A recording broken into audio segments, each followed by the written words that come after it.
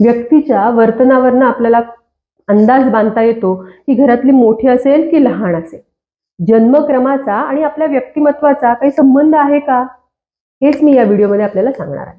नमस्कार, मी डॉक्टर अपर्णा अष्टपुत्रे शिसोळे. आपला जन्मक्रम पहिला आहे, दुसरा आहे, शेवटचा आहे की आपण एकटेच आहोत, याचा परिणाम आपल्यामध्ये असणाऱ्या गुणवैशिष्ट्यांवरती, ट्रेट्सवरती होतो, असं ॲडलर यांचं म्हणणं आहे. आपण कोणत्या क्रमांकावरती जन्माला येतो, म्हणजे जर का आपला पहिलाच क्रमांक असेल जन्माच्या ह्याच्यामध्ये, तर आपल्यामध्ये काही वैशिष्ट्य दिसून येतात. त्याची कारणं पण त्यांनी दिलेली आहेत. तसं म्हणतात की जेव्हा पहिलं मूल जन्माला येतं त्यावेळेला आई वडील हे नवीन असतात, त्यांना अनुभव नसतो पालक असण्याचा. घरात उत्साही वातावरण असतंच, प्रत्येक मूल जेव्हा जन्माला येतं उत्साही वातावरण असतंच, पण पहिलं असल्यास विशेष असं उत्साही वातावरण असतं. पालक नवीन असतात, पालक म्हणून त्यांच्यामध्ये बरीचशी असुरक्षिततेची भावना असते, आपल्याला जमेल की नाही ही भावना असते, आणि या सगळ्याचा परिणाम ते जे मूल आहे त्याच्या व्यक्तिमत्वावरती होताना आपल्याला दिसतो. त्यामुळे जे पहिलं मूल जन्माला येतं ना, त्याची काही वैशिष्ट्य आहेत, काही पॉझिटिव्ह आहेत, काही निगेटिव्ह आहेत. तर आपण सगळ्यात पहिले पॉझिटिव्ह काय आहेत बघूया. ही जी मुलं असतात, जी पहिल्या क्रमांकावरती जन्माला येणारी असतात, ती खूप जास्त प्रेमळ असतात, लोकांचं करणारी असतात, नर्चरिंग नेचरची असतात, हे लोकांना समजून घेणारी असतात, खूप चांगल्या पद्धतीने ऑर्गनाइज करणारी असतात. हे सुरक्षित लोकांना कसं वाटेल, सिक्युअर्ड कसं वाटेल, याकडे ह्यांचं सगळं लक्ष असतं. हे त्यांच्यातल्या पॉझिटिव्ह गोष्टी आहेत. पण हे करत असताना काही निगेटिव्ह गोष्टी पण त्यांच्यामध्ये येतात. जसं की ही लोक खूप जास्त अँशियस असतात, त्यांच्यामध्ये खूप जास्त चिंतेचं प्रमाण खूप जास्त असतं, ह्यांना पॉवर पाहिजे असते, ही लोक हट्टी असतात, मी जे म्हणते तसंच झालं पाहिजे. सहकार्य करणं हे जरा ह्यांच्या पर्सनॅलिटी ट्रेट्समध्ये आपल्याला दिसून येत नाही. आणि याचं कारण आहे आपल्याला लक्षात येईल की हे एकटे असतात, अनेक वर्ष पालकांचं संपूर्ण अटेन्शन यांच्याकडेच असतं, दुसरं कोणीच नसतं शेअरिंगसाठी, त्यामुळे सगळं पॉवर जे आहे ते त्यांच्याकडे असतं. ठीक आहे, आता आपल्या की मोठी बहीण किंवा भाऊ असतील किंवा तुम्हीच जर पहिल्या क्रमांकाचे असाल तर चेक करा की ह्यातले काय गुण आपल्यामध्ये आहेत आणि काय नाही आहेत.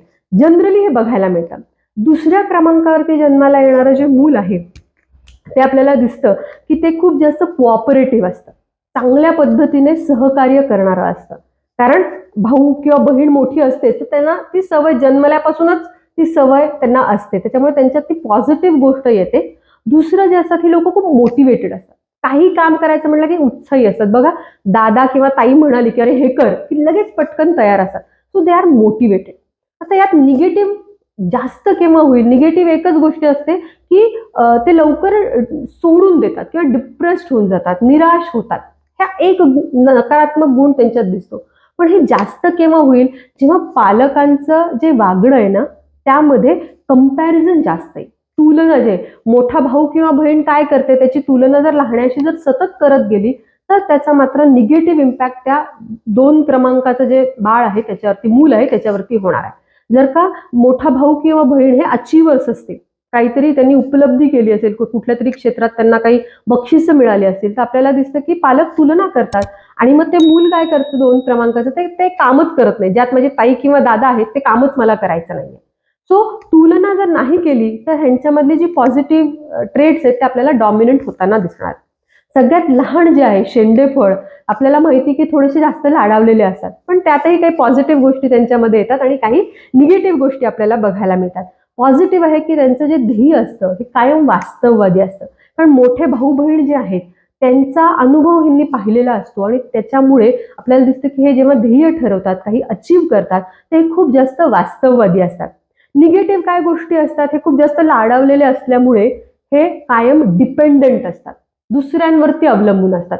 ताईंनी करावं, दादांनी करावं, बहिणींनी करावं किंवा आई वडिलांनी करावं, त्याच्यामुळे प्रगती साधताना थोडंसं अवघड होतं, कारण डिपेंडन्सी यांची खूप जास्त असते.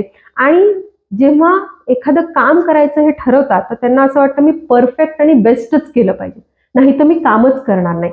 ह्याचा त्यांच्या प्रगतीमध्ये अडथळा होऊ शकतो. आता जी मुलं एकटी असतात, त्यांना भावंड नाही आहेत, त्यांच्यामध्ये पण आपल्याला काही ट्रेट्स दिसून येतात. एकटी असल्यामुळे काही जे आपण पहिलं मूल जेव्हा जन्माला येतं तेव्हा जी पालकांची अवस्था असते तशीच इथे पण असते, पण ही बराच काळ राहते, कारण ते मूल एकटंच असतं. उत्साही असा संपूर्ण अटेन्शन त्या त्या एकट्या मुलाकडेच असतं. मग यातनं पॉझिटिव्ह गोष्ट एक अशी तयार होते, ट्रेट असा तयार होतो, की ही जी मुलं असतात एकटी असणारी ती सोशली मॅच्युअर्ड असतात. सामाजिक परिस्थितीमध्ये कसं वागायचं, कसं बोलायचं, कोणाला कसं हाताळायचं हे त्यांना खूप चांगलं जमत असतं. पण निगेटिव्ह काय होतं, त्यांच्यामध्ये सुपिरियरिटी कॉम्प्लेक्स तयार होतो. आपण खूप ग्रेट आहोत, कारण ह्यांना कोणाशी काही शेअर करायचं नसतं, पालकांचं संपूर्ण अटेन्शन ह्यांच्याकडे असतं आणि मी एवढंच असल्यामुळे ही जी सुपिरियरिटी कॉम्प्लेक्स आहे ना, हा थोडासा त्रासदायक इश्यू असू शकतो त्यांच्या व्यक्तिमत्वामधला. आणि दुसरं, ह्यांचा जो सेल्फ असतो तो थोडासा फुगलेला असतो. मी जो आहे म्हणून म्हणून सुपिरियरिटी कॉम्प्लेक्स आणि मी हे जर कमी ठेवता आलं तर पॉझिटिव्ह जी गोष्ट आहे ती अधिक पॉझिटिव्ह होणार आहे. ॲडलर असं म्हणतात की सामान्यपणे हे सगळे जे ट्रेट्स आहेत ते आपल्याला दिसून येतात क्रमानुसार. आपल्यात आहेत का हे आपण चेक करू. आणि आपण हा व्हिडिओ शेवटपर्यंत बघितला त्याबद्दल खूप खूप धन्यवाद. आणि पुढच्या व्हिडिओमध्ये मी सांगणार आहे की प्रेम आणि सुरक्षित भावना यांचा आणि व्यक्तिमत्वाचा काय संबंध आहे.